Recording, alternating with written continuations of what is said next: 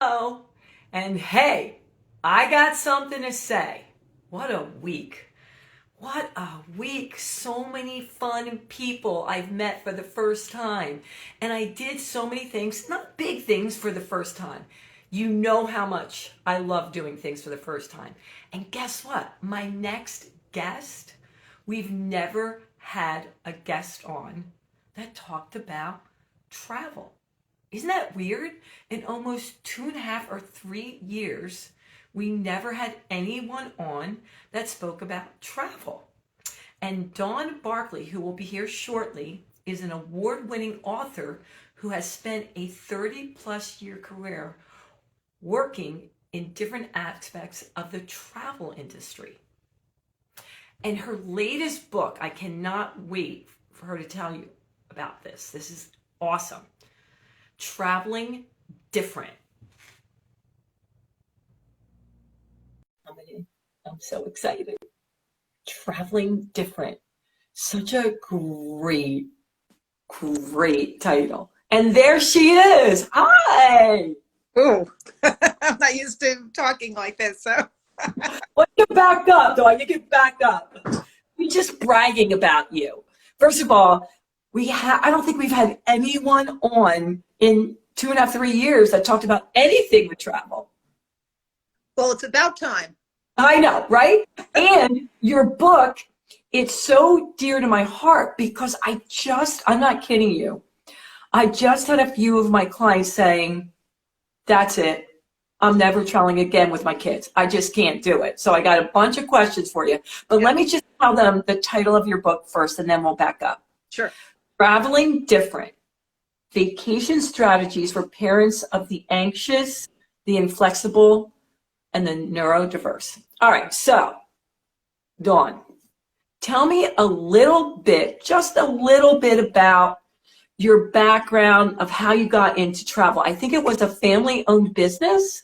Yeah, my family owned a very large travel agency in Manhattan with several branches, and I worked for them for a while, first as a travel agent, then I moved into sales and marketing, and then they expanded into short-term apartment rentals in Europe way before Airbnb or any of that. So I was head of sales and marketing for that. And then I segued into travel trade journalism, and I have written for four major travel trade publications, as well as writing a bunch of fiction books before this book came out. So I've lived travel. I have kids. Yeah. Had horrible experiences traveling with them. And when I wrote a book like this back in the early 2000s, it didn't exist. So I decided to write it. Okay, so let's back up a little bit. You say you travel. Do you travel a lot, like all over the world? Yeah, I was the daughter of travel agents who traveled all over the world. And then I was working for several travel trade publications. And I've done meeting planning. I've pretty much traveled a lot. I've been very blessed. Yeah. Okay, so I got a question popping up. How did you survive COVID? Did you still manage to travel? They want to know. No traveling during COVID. I barely left my house for 2 years, which left me the time to finish this book and three other books during COVID. I managed to get COVID like 3 weeks ago. I went to Minneapolis for a mystery writers convention, and I managed to finally get it there, even though I was quad vaxxed. So I did not. Are you okay now? You seem good. Are you good? I'm fine now. Thank God it wasn't so bad because I was so heavily vaccinated. But yeah, I didn't travel during COVID at all. I was super paranoid about because my husband is very high risk. I'm kind of high risk. I was heavier. I just took off a bunch of weight, but I was high risk. So You live in New York, right? You live right in New York? I live about 20 miles north of New York City. Oh, yeah. So are you back at it? Are you back in the city? Are you doing things? Uh, I I was supposed to be at the Brooklyn Book Fair last Sunday, but it was canceled because of weather. I'll be at the Hoboken Book Fair on the 15th. I'm doing a bunch of promo for this book, so I will be out and about. I had a launch in the city about a month ago, so that was great. But I'm not in the city that often. Yeah. I tend to be a homebody but I've got a bunch of travel coming up actually, because I am writing for a travel trade publication now, and they're sending me around. So yeah, for between now and the end of November, I'll be away a lot. Okay. So they want to know, in the last 5 years, what has been one of your favorite places to travel with kids and why? That's not a great question, only because I haven't traveled with my kids so much in the last 5 years. My kids are adults now, so they won't know. Okay. However, in December of 2019, before COVID hit, we did take both kids and their significant others at the time on a cruise. That was sort of my birthday present and my husband's birthday present to ourselves, because we're masochists. So he's like, let's take everyone. And we sailed on Celebrity, and we sailed out of, I can't even remember. It was the Caribbean for like 10 days. And it was wonderful. I'm going to promote cruising. I love cruising. My mother hated flying, so we were always on ships. Cruising works well because not only are there kids clubs that are trained for both neurotypical and neurodiverse children, which gives you some time, with your partner, but there's enough going on that there's something for everybody. So if you don't want to deal with the ports and going on port excursions with your kids, the ship's pretty empty when you're in port. So you finally get to use a lot of like the pool and everything that might be crowded during other times. Yeah. So what inspired you to write this book? I know you said you traveled with kids and you've been in travel a long time, but what specifically, why this book? Because it didn't exist. I needed a book like this in the early 2000s to sort of help me deal with children who were not good with transitions, who were not good with sensory issues. I started interviewing some experts in autism and in ADHD, Dr. Tony Atwood, Dr. Ellen Littman, and I got some really great information. And then I kind of hit a wall because it's very hard to find parents who are willing to speak to you back then. Facebook didn't have the kind of groups it has now. There was just it just wasn't as easy. You can't stand on the street corner and yell, "Who has autism and travels and wants to speak to me?" Physicians aren't going to give you the names of their patients. So it wasn't until 2019 when a group called IBCCES came out with a designation called the Certified Autism Travel Professional that I knew how to write them, because I knew those people would talk to me. They're actually, many of them are special needs parents themselves. And they introduced me to their clients who were willing to speak to me, and a lot more information in 2019 than there was back in the early 2000s. And I was able to, plus I had 2 years with nothing to do. So I got the book finished. Yeah. I love that you're doing this, because even my son, for the first time, was traveling on a plane just a couple months ago. And it was only a 2-hour flight, but he has a lot of social anxiety. And I didn't know what to do. So the only thing I knew to do was go through the steps over and over with him so that he would feel comfortable. Because his biggest thing was going through TSA. He wasn't scared of flying. It was for him, do I give this right? What if they yell at me? Thank God they were so nice. And he's 19, but they saw me on the other side and they're like, you can go up to the gate with them. I'm like, I didn't know that. I don't have a ticket. They're like, yeah, go downstairs and tell them. So your son has social anxiety. And so I was able to walk him through to the gate, which was awesome. That's great. So one of the things I found in researching the book is that there's a group called TSA Cares. They are not an airport, but they are in many airports, and the level of what they do differs per airport, but it's something you should check into at your local airport, because they'll assign, at the very best scenario, they'll assign somebody to shadow you and get you through the more difficult parts of TSA. There is also the ARC, which is an organization for people with developmental disabilities. They have a program called Wings for Autism.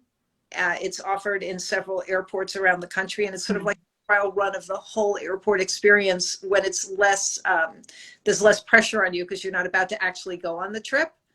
And it's a nice dress rehearsal for people, because the number one thing, as your son found out and you found out, is you need predictability, and you need to know what's gonna happen. That's what kids always. You can't just spring a trip on a child. And many children who cling to routine want to know what's going to happen every step of the way. Yes. But are we there yet? So there's so many ways to preview a trip, and this Wings for Autism is one. TSA Cares, working with a certified autism travel professional, and you don't have to have a kid on the spectrum to work with one. They'll work with you anyway, and they know a child who has anxiety or one of the things I discovered when I was writing this book is that the tips help all children, not just those with invisible disabilities. Absolutely. And people that are afraid of flying, it would help. Yeah, absolutely. It does help. And there are certain airports, and I augment the book with a blog called travelingdifferent.com. And on there, I've got, I either have it or I will have it. I don't know if it's run yet or not. All the different airports that have sensory rooms, and also the ones that have cabins, the actual cabins in the terminal, so you can experience what it's like to be on a plane without actually being on the plane yet. No way. They do train people with fear of flying on those, as well as service animals and also people with developmental disabilities too. I had no idea. No idea. All right, we're getting a lot of questions. Hold on, people. It's only a 30-minute show. You can reach out to Dawn later, but let me get a few of them. This parent says, what advice would you give someone of, which I guess you said, like, on how to communicate to the travelers around you to help educate on your special needs child? She said, quote unquote, should I wear a t-shirt? Yep. Because she doesn't know how to warn, like, her kids are on high end of special needs, how to tell the travelers around her. So very interesting. Thanks for that question. Very interesting that IBC CES did a study in 2018 of 1,000 special needs parents and asked them, would they travel? And 87% said they just won't travel. And 93% of those said they would if they knew where to go and what to do. But in my interviews, I found that the number one thing that was keeping parents from traveling was really, what will people think if my child has a sensory meltdown? Will they think I'm a bad? Will they think my child's a brat? And this worry over what people are going to think, people who are never going to see you again, was keeping people from enjoying the world and exploring the world. So I believe there are two types of people out there: people you know and people you don't. People you know are going to understand what you're going through, and people you don't, and you're never going to see again. So there is a section in the book that talks about what various parents did, when their children have meltdowns. And the number one thing they said is, your child is your number one priority. You don't really have to worry about what other people think. Take them aside, do whatever it is you usually do to bring them down and calm them down, whether it's food or noise canceling headphones or whatever it is. That's your priority, not what are other people thinking. However, there are parents who worry about this. There are cards you can pass out that explain what's going on. Some people just kind of shrug and say, what are you going to do? And hopefully they'll get a nice shrug or smile back. What was interesting is, one of the other questions I got from a lot of podcasts was, well, what should we as onlookers do? And my first answer was, well, that's not my book. My book is the people having the meltdown, not the people around them. I did do a subsequent story for them that ran, I think, in carsforkids.com about it's not a tantrum and other things parents would like you to know.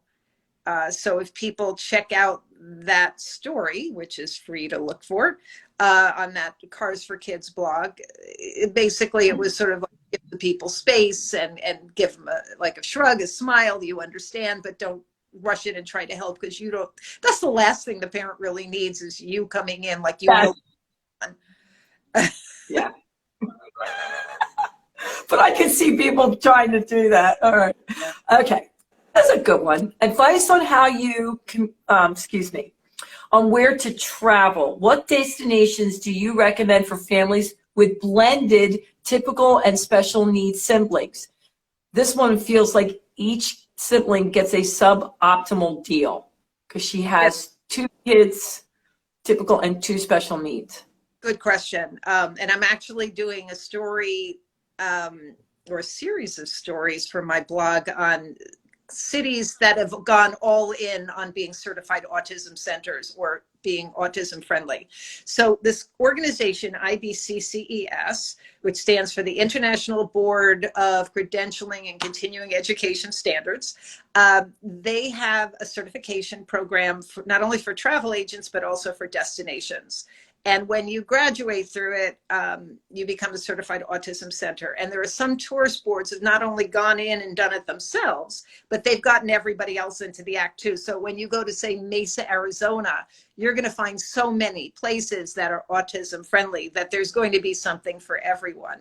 And there are more and more cities that are doing that. There's another group called the Champion Autism Network that has done something very similar in Myrtle Beach, South Carolina, and Surfside Beach, South Carolina. So I'm seeing more and more of these cities. Wow. Australia, California is doing it. Toledo's looking into it. Billings is, I mean, I'm going to have a story on all of these. So one of the pieces of advice is to find cities where everything is like that. But there are cities, and it's surprising, like New York or Philadelphia, where even though it's a big city, you could get a vacation rental as a place to stay, which is nice and quiet. And there are so many different certified autism centers or autism friendly locations nearby that you could spend a day at each and have lots to do. So my book talks about various destinations and also how to handle restaurants and how to vet a hotel or a vacation rental, because I break it up that way, and how to get there, where to stay, and what to do when you get there. Another suggestion for blended families like that is cruises. For again, there's enough for everybody, and the kids clubs have been set up for both neurotypical and neurodiverse children. The staff is trained in both, and there's so much to do that you'll find something that it. Also sports vacations. So there's adaptive skiing, there's surfing, there's scuba, there's golf, all these dude ranches with horseback riding, all these things that have individual sports. So you're not worrying about a team sport. If the child has social anxiety or doesn't want to work on a team, they can perfect their craft, and they have adaptive lessons. Meanwhile, the neurotypical kids are going to enjoy that sort of thing too. So there are some ideas. I have a story in Exceptional Needs Today in the October issue that talks exactly about sort of sports vacations for fall and winter, where you can bring kids on the spectrum and off. Dawn, where were you years ago? Yeah, I don't know this. At my book launch, my son was in the audience. He said, "You got any regrets about traveling with us when we were younger?" I said, "Yeah, I blew it. I didn't do any of this." And I was like, "Apologize, sorry." What are you going to do? Live and learn. All right. I think you said you have this in your book, but they wanted to know which airlines are best for kids with special needs, not necessarily physical, but behavioral / high anxiety. I don't have that information. Nobody really graded those for me. And even if they did, things change. So Okay. I a great deal about how to deal with the airports, when to get on the plane, where to sit on the plane, how to tell the flight attendant about the fact that you have a child that might have a meltdown. Maybe bring little gifts for the people on either side of you so that they, with an explanation of what might happen.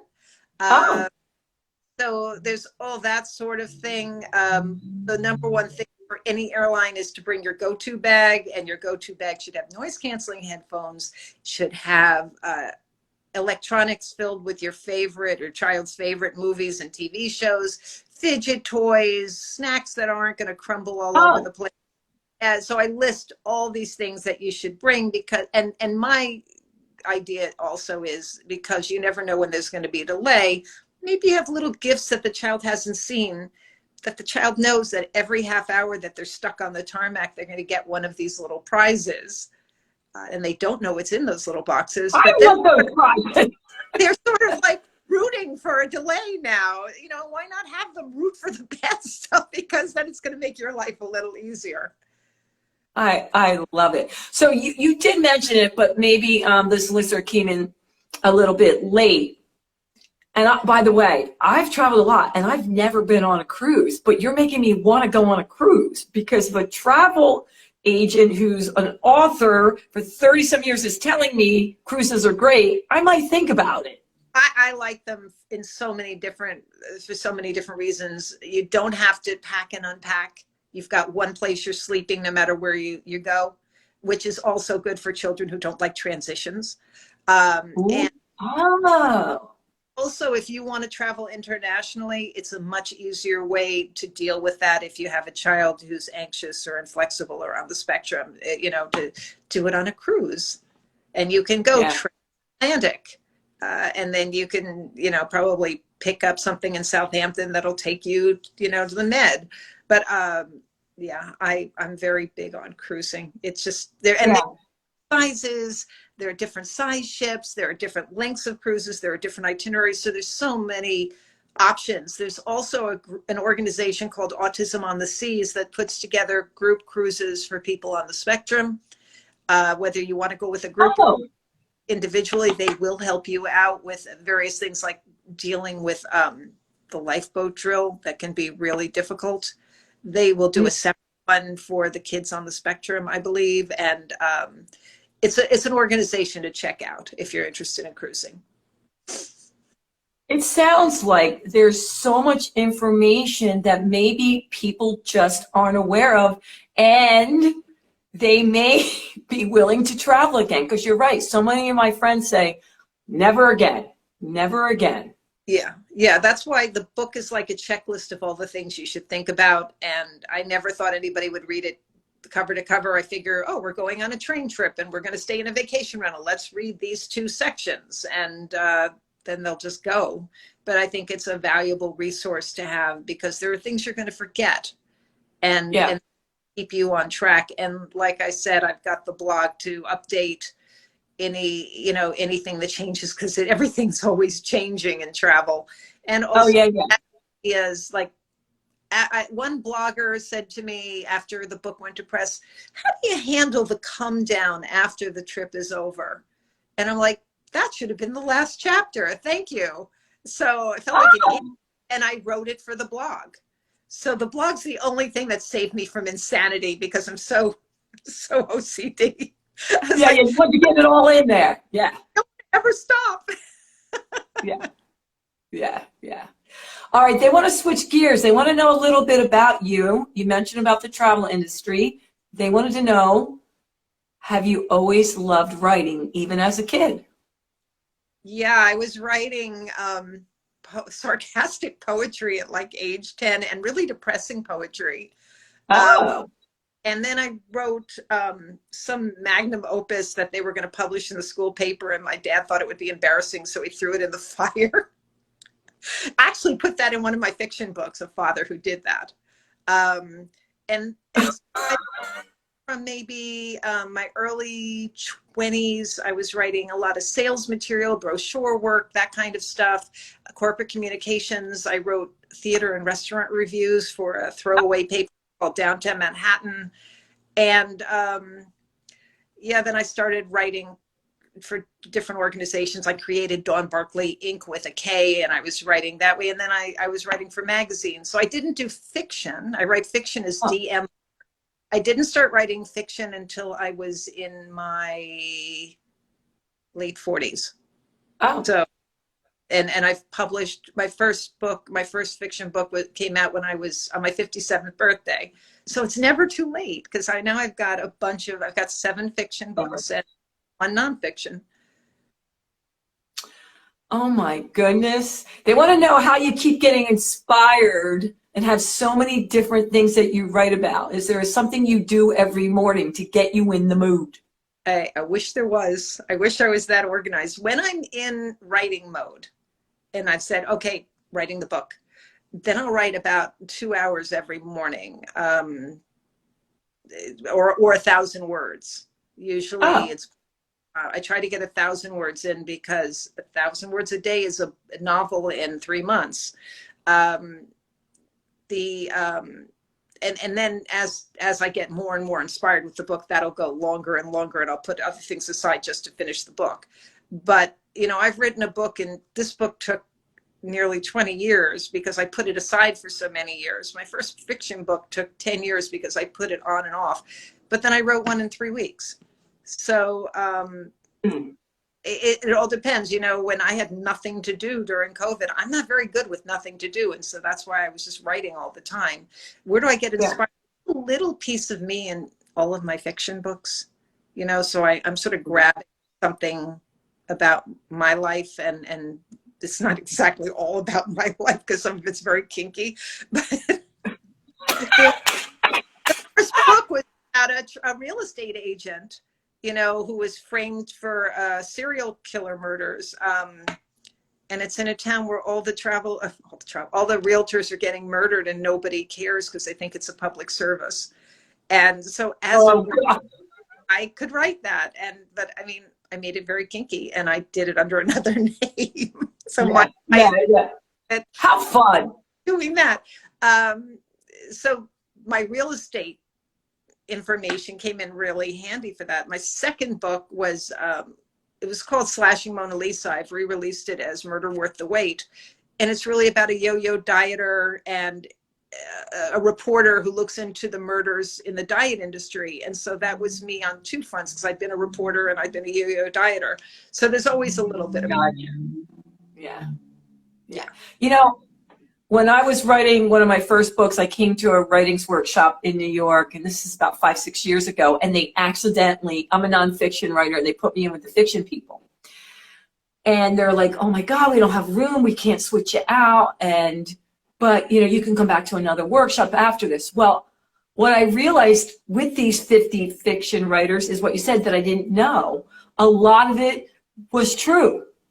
They just wanted to be able to embellish or change it, or so people did know. I didn't know. I thought fiction meant all made up. And most of them, it was really about pieces and parts of their lives. Yeah. And then you sort of say, what if?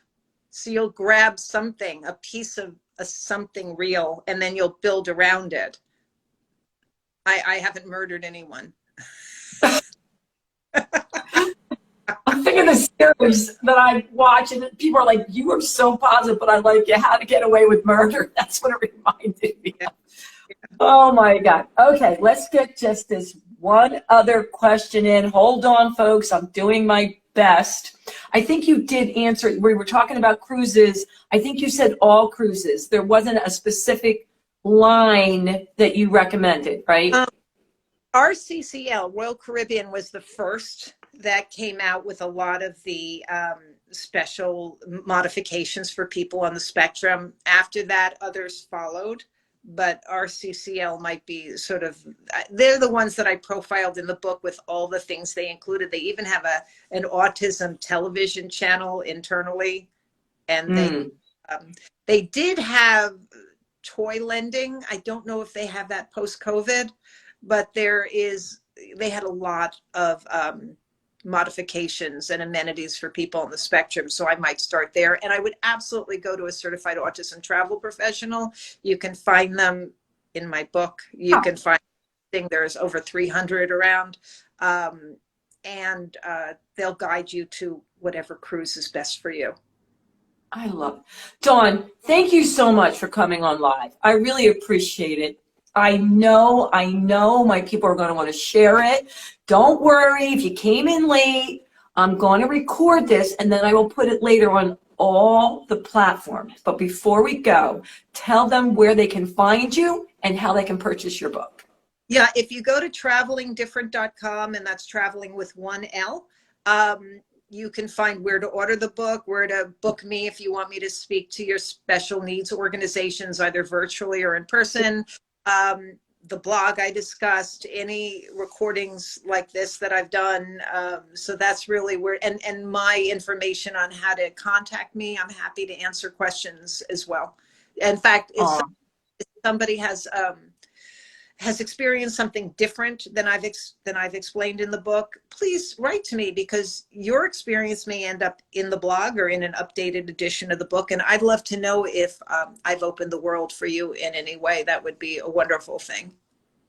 Oh, I know you have. I know you have. And I know people, like you said, traveling with children isn't as hard as you think. No. Thank you, Dawn. Thank you so much for sharing. And my hey, I got something to say. You know what I'm going to say. Until next time. Toodles. Bye, Dawn. Thank you.